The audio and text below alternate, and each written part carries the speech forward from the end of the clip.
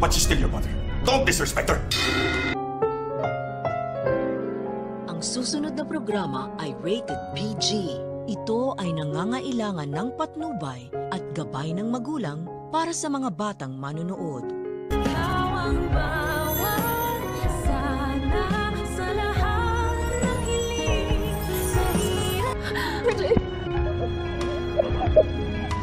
Masyado naman yatang obvious na obvious ang strategy ng mag-amang Eric at Justin para sa kanilang masamang balak sa Apex. Maisipan kasi ni Eric na kailangan nilang mag-ingat ng kanyang anak upang hindi sila mahalata ni Giselle sa kanilang masamang pakay na paghihiganti nga dito. Sasamantalahin ni Eric ang pagkakataon na muli na namang binabastos ng kanyang anak na si Justin ang kanyang ina na si Giselle. Dahil nang hinagis ni Justin ang binigay na bulaklak ng kanyang nanay, ay papagitna naman itong si Eric at sasawayin si Justin. Pakunwaring pagagalitan ni Eric si Justin at sasabihan niya ito na hindi porket galit siya sa kanyang nanay na si Giselle ay babastusin niya na ito. Kailangan niya pa rin daw irespeto ang kanyang ina dahil nga ito ang nagduwal sa kanya sa mundong ibabaw. Biglang bigla naman si Justin dahil hindi niya inaakala na sasawayin siya ng kanyang ama. Pero eventually ay maunawaan din naman ni Justin ang ginagawang strategy ng kanyang amang si Eric upang hindi nga sila mapaghinalaan ni Giselle sa kanilang balak at maging positibo ang tingin ni Giselle kay Eric habang ginagawa nila ang kanilang plano. Sa kabilang banda, nanumbalik na naman nga ang kinatatakutan nitong si Lynette at ito'y walang iba nga kundi ang isa sa mga tauhan ni Moira na umihag sa kanya sa kanilang bahay dahil nakita niya nga ito habang sila'y naglalakad ni Diyosa sa kalsada na tila nagpapagaling pa rin sa kanyang pilay na tinamo sa kanyang pakikipagbuno sa mga pulis at kay Carlos. Kaya naman habang nasa restaurant itong si Lynette ay hindi pa rin mawala sa kanyang isipan ang kanyang nakita